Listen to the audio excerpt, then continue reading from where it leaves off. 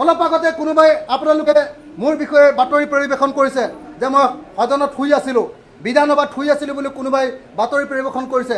মোক মোৰ পিএ জনাইছে যে এনেকুৱা এটা বাতৰি ওলাইছে সদনত মই শুই আছোঁ।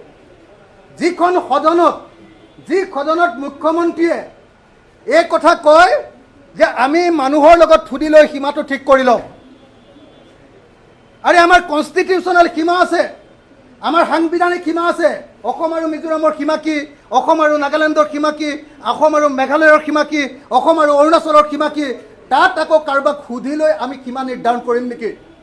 এইটো অসমৰ মাটি অন্য ৰাজ্যক দি দিয়াৰ এটা কৌশল নহয় জানো? এইটো আত্মসমৰ্পণৰ এটা কৌশল নহয় জানো?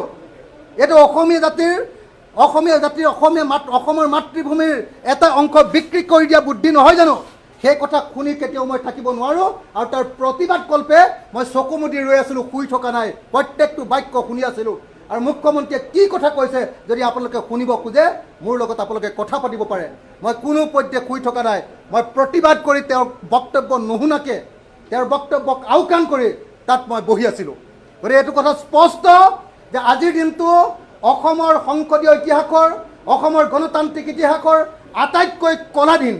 আজি অসমৰ ইতিহাসৰ আটাইতকৈ ভয়ংকৰ সাম্প্ৰদায়িক বিধেয়কখন ইয়াত উত্থাপন কৰা হৈছে আৰু হয়তো গৃহীত কৰা হ'ব।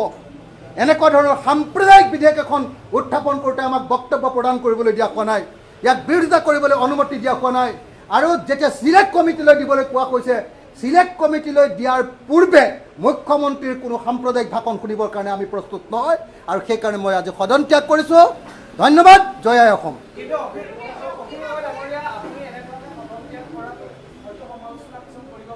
যোনে যি সমালোচনা কৰে, সমালোচনা কৰিব পাৰে। সদন ত্যাগ কৰাটো মোৰ মৌলিক অধিকাৰ, সদন ত্যাগ কৰাটো এজন বিধায়কৰ পূৰ্ণ অধিকাৰ আছে। মই অধ্যক্ষ ডাঙৰীয়াক সদন ত্যাগ কৰিছোঁ বুলি কৈ মই সদন ত্যাগ কৰি আহিছোঁ। গতিকে এইটো মোৰ নিজৰ অধিকাৰ। গতিকে যদি আন কাৰোবাৰ সমালোচনা কৰিবলগীয়া আছে, ক'বলগীয়া আছে, ক'ব পাৰে। কিন্তু মোৰ সন্মুখত কেতিয়াও মই যেতিয়ালৈকে জীয়াই থাকোঁ এনেকুৱা সাম্প্ৰদায়িক বিধেয়ক এখন পাছ কৰিবৰ কাৰণে এনেকৈ সহযোগিতা কৰিব নোৱাৰোঁ। ধন্যবাদ।